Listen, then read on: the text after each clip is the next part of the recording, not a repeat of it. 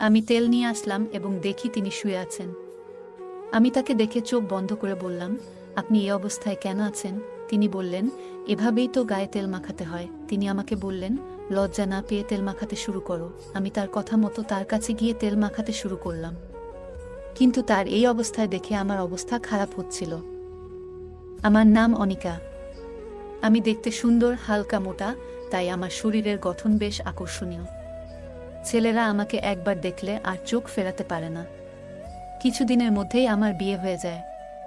আমার স্বামী দেখতে সুন্দর, কিন্তু কাজের জন্য বেশিরভাগ সময় বাইরে থাকতে হয়। আমি তাকে অনেক ভালোবাসতাম এবং সেও আমাকে ভালোবাসত। আমার শ্বশুর বাড়িতে আমি এবং আমার শ্বশুর থাকতাম।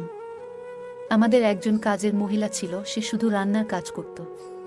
আমার শ্বশুর অনেকটাই অসুস্থ ছিলেন এবং হাঁটতে পারতেন না, সারাদিন হুইল চেয়ারে বসে থাকতে হতো। তাই আমি তার সেবা করতাম। আমার শ্বশুরের দৃষ্টিভঙ্গি প্রথম থেকেই একটু অস্বাভাবিক লাগত। তিনি আমার দিকে অদ্ভুতভাবে তাকাতেন। আমি গোসল করতে গেলেই তিনি চুপি চুপি এসে দেখতেন, যা আমি বুঝতে পারতাম। একদিন আমার স্বামী কাজে চলে যাওয়ার পর একটি ঘটনা ঘটল, যা আমার জন্য অপ্রত্যাশিত ছিল। সেদিন আমি শ্বশুরকে গোসল করাতে নিয়ে যাই এবং তার শরীর ভালো করে ধুয়ে দিতে শুরু করি। তখনই দেখি তার আচরণ অস্বাভাবিক হয়ে উঠেছে। তিনি আমাকে বললেন ভেতরের জায়গাগুলোও ধুয়ে দিতে। আমি এতে অবাক হয়ে গেলাম এবং করতে চাইনি, কিন্তু তিনি আমাকে ভয় দেখালেন যে আমি যদি তার কথা না শুনি, তাহলে তিনি তার ছেলেকে বলবেন যে আমি তার সাথে খারাপ ব্যবহার করেছি। পরিস্থিতির চাপে পড়ে আমি তার কথা মতো সব ধুয়ে দিলাম। এরপর থেকে তিনি আমাকে আরও বেশি জ্বালাতন করতে লাগলেন এবং আমার পেছন ছাড়তেই চাইতেন না। আমি জামা কাপড় পরিবর্তন করলেও তিনি লুকিয়ে দেখতেন। আমি ঘুমালে তিনি আমার পাশে বসে আমার দিকে তাকিয়ে থাকতেন। একদিন আমি আমার রুমে বসে পায়ে বডি লোশন মাখছিলাম। হঠাৎ তিনি আমার রুমে চলে আসেন এবং আমার কাপড় তখন পায়ের অনেকটাই উপরে ছিল। তাকে দেখামাত্রই আমি ঠিক হয়ে যাই। তিনি আমার পাশে এসে বললেন, দেখ বৌমা, আমি তোমাকে লোশন মাখিয়ে দিচ্ছি। আমি তা করতে মানা করলাম, কিন্তু তারপরেও তিনি আমার কাছ থেকে লোশন নিয়ে আমাকে মাখাতে শুরু করলেন। আমারও সত্যি ভালো লাগছিল, তাই আর তাকে থামাতে চাইলাম না। এই ঘটনার পর থেকে আমরা আরও ঘনিষ্ঠ হতে থাকি। যদিও আমি জানি এটা ঠিক নয়, তবুও আমাদের মধ্যে একটা অদ্ভুত সম্পর্ক গড়ে উঠল। একদিন আমি আমার শ্বশুরের রুমে গেলাম। আমাকে দেখে তিনি বললেন, আমার শরীরে তেল মাখিয়ে দাও।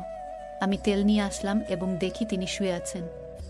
আমি তাকে দেখে চোখ বন্ধ করে বললাম, আপনি এই অবস্থায় কেন আছেন? তিনি বললেন, এভাবেই তো গায়ে তেল মাখাতে হয়। তিনি আমাকে বললেন, লজ্জা না পেয়ে তেল মাখাতে শুরু করো। আমি তার কথা মতো তার কাছে গিয়ে তেল মাখাতে শুরু করলাম।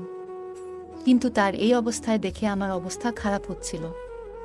হঠাৎ তিনি আমাকে তার কাছে টেনে নিলেন।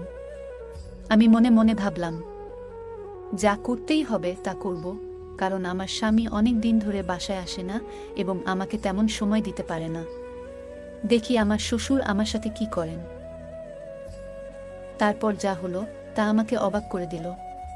তিনি হাঁটতে পারেন না, কিন্তু তার মধ্যে এমন এক ধরনের স্নেহ এবং ভালোবাসা ছিল যা আমাকে মুগ্ধ করল। তার আচরণে আমি বুঝতে পারলাম তিনি আমাকে সত্যিকারের যত্ন এবং ভালোবাসা দিতে চাইছেন। মনে হলো তিনি হয়তো তার স্ত্রীকেও এত ভালোবাসা দিয়ে রেখেছিলেন। এই ঘটনাগুলো আমাকে তার প্রতি আরও সহানুভূতিশীল করে তুলল এবং আমাদের সম্পর্ক আরও গভীর হলো। এরপর আমরা আরও ঘনিষ্ঠ সময় কাটাতে থাকলাম।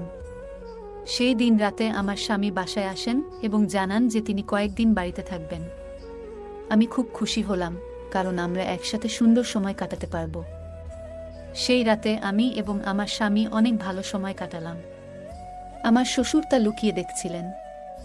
আমি ভাবলাম আমার স্বামী ঘুমিয়ে পড়ার পর আমি আমার শ্বশুরের কাছে যাব তার সেবা করতে, যেমন ভাবনা তেমন কাজ। সেই রাতে স্বামীর কাছ থেকে ভালোবাসা নিয়ে আমি আমার শ্বশুরের কাছে গেলাম। আমাকে দেখে তিনি খুব খুশি হলেন এবং বিশ্বাস করতে পারছিলেন না যে আমি এত রাতে তার ঘরে এসেছি। আমারও ভালো লাগছিল, যদিও আমি আগে এমন ছিলাম না। কেন জানি না, এখন আমার মনে হচ্ছিল আমি আরও বেশি চাই। এরপর থেকে আমি শ্বশুরের প্রতি বেশি যত্ন নিতে শুরু করলাম। আমার স্বামী না থাকলে তার সাথে বেশি সময় কাটাতাম এবং তাকে অনেক ভালোবাসা ও স্নেহ দিতাম। আমার শ্বশুর মশাইও আমাকে অনেক ভালোবাসতেন। বাকি জীবন আমি তার সাথে এভাবেই কাটাবো, সেবা এবং স্নেহ দিয়ে এভাবেই আমার জীবনের একটি নতুন অধ্যায় শুরু হলো, যেখানে আমি দুইজনের সেবা করতে লাগলাম এবং তাদের ভালোবাসা পেলাম। গল্পটা কেমন লাগলো জানাতে ভুলবে না। তোমাদের সাথেও কি এমন কোনো ঘটনা ঘটেছে? যদি ঘটে থাকে তাহলে কমেন্টে জানাতে ভুলবে না। আরও মজার মজার রোমান্টিক গল্প শুনতে চাইলে ভিডিওটি লাইক, শেয়ার এবং চ্যানেলটি সাবস্ক্রাইব করতে ভুলবে না। ধন্যবাদ।